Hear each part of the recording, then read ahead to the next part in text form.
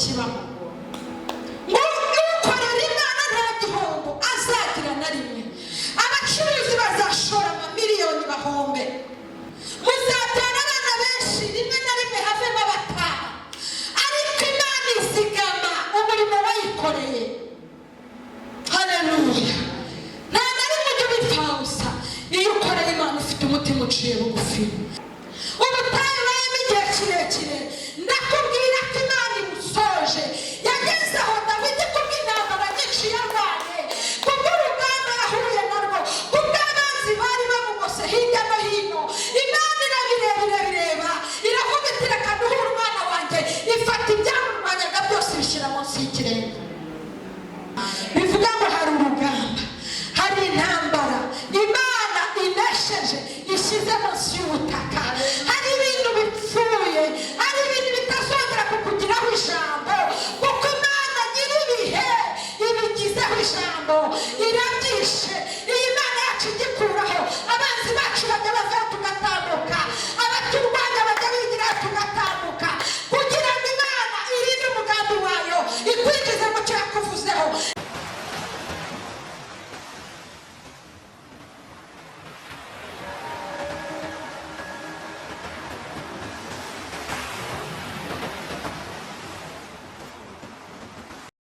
Abami ba mbere murongo wa 5 murongo wa 17, reka tuhasubiremo. Haravuga ngo uzi ko umukambwe wanjye Dawidi atabonye uburyo bwo kubakira izina ry'Uwiteka Imana ye inzu, kubw'intambara z'ababisha be bari bamuri impande zose, kugeza aho Uwiteka yabashyiriye munsi y'ibirenge bye.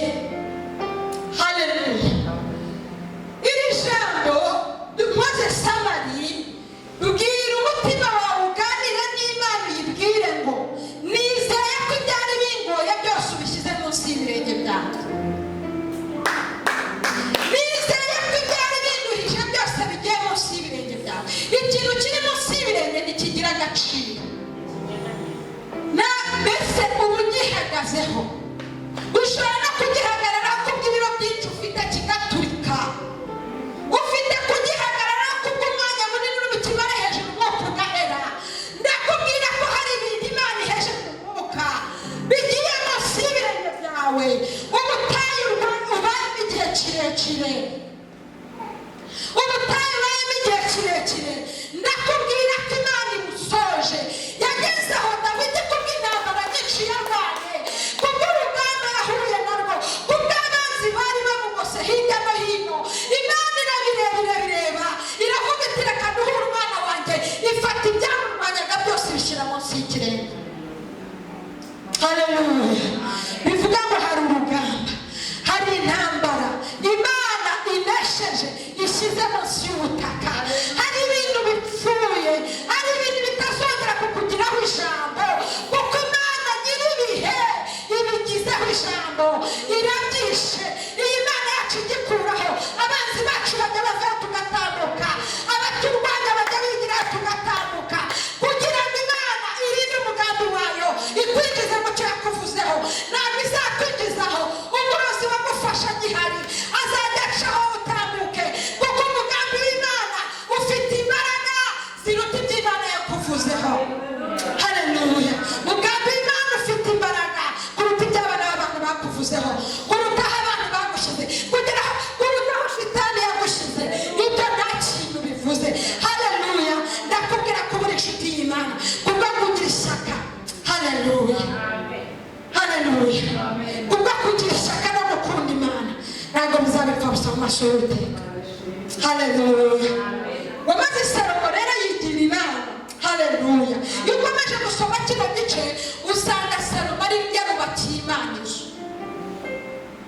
Ese uyu munsi wa none ko ababyeyi bacu batabashije gukorera Imana uko bikwiye kubera ibyari bibagose, uyu munsi wowe ufite uwuhe mugambi? Haleluya. Mfite mugambi ki wo gukorera Imana? Haleluya. Ndakubaza nanjye ndibaza, igisubizo turagihereza Data wa twese uri mu ijuru. Ese ufite uwuhe mugambi?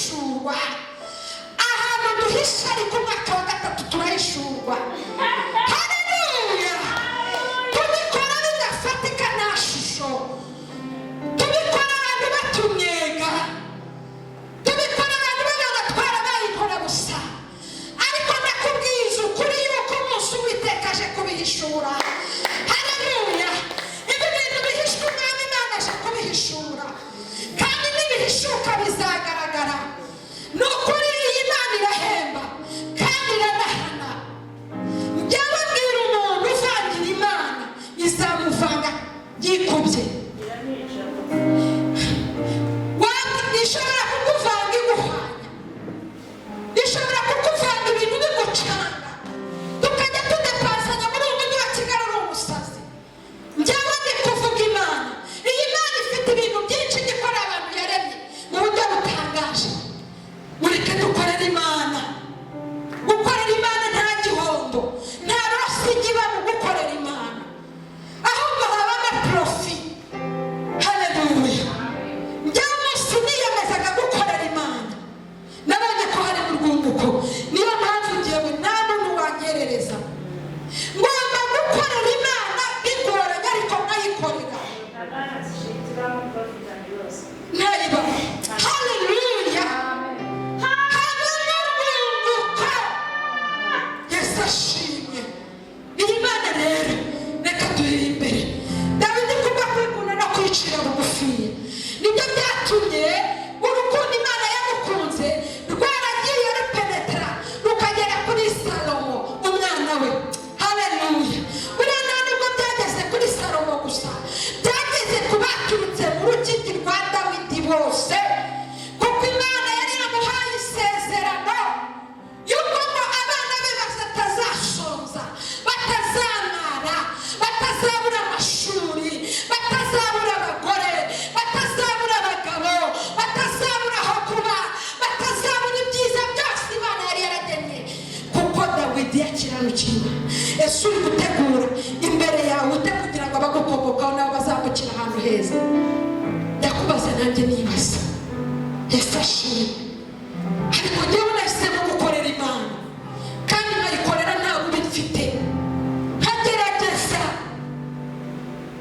Pawulo aravuze ati ndambira gukora ibyiza ngo ibibi bikantanga imbere, ngo ariko byose nshobozwa na Kristo umpa imbaraga. Mureke dushobozwe na Kristo uduha imbaraga kugira ngo tubashe kunesha umwanzi na Satani, tuzabe mu b'Imana izirata. Haleluya. Imana igikomeza ijambo yatuvuzeho. Ese ibyo bintu urabyizeye? Ngo maze Daniel amaze kwatura ibyaha by'umuryango we, Dawidi rero yari azi ubumana, ubuhangange bw'Imana. Haleluya. Ndakwifuriza kugira ngo nawe uyu munsi wa none umenye gukomera kw'Imana. Haleluya. Numara kumenya gukomera kw'Imana, biraguhereza no guhora uyicira bugufiya.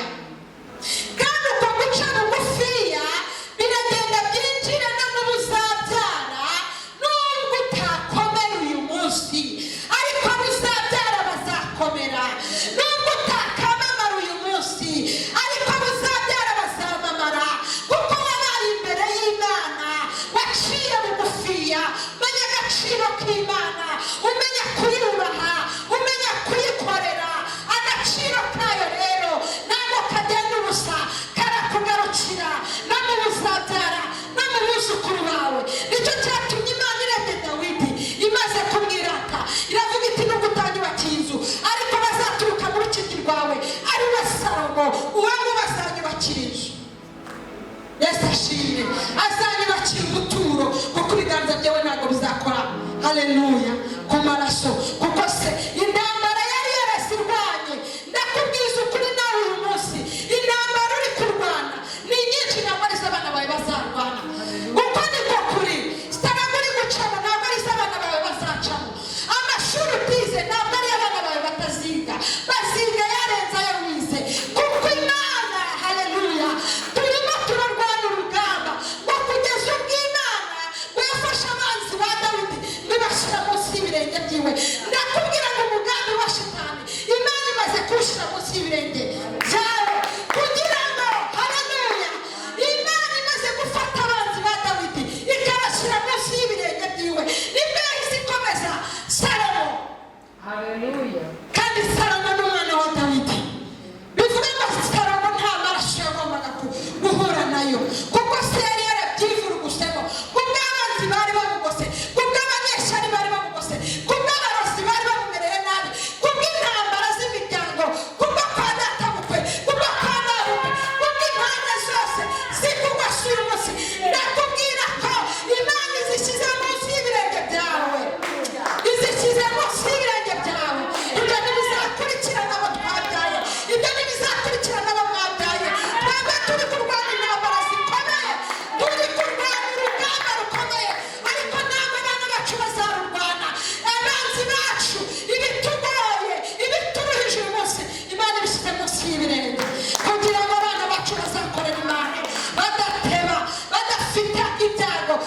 afite amakuba. Uyu urebye usa na Salomo, niwe muntu umwami wakomeye. Haleluya, niwe mwami wakomeye mu bisi bose. Haleluya. Ndakubwiza ukuri rero, wowe uri imbere y'Imana wicika intege, kuko nzi neza ko gukorera Imana nta gihombo kibamo. Ukorera Imana nta gihombo azagira na rimwe. Abacuruzi bazashora amamiliyoni bahombe,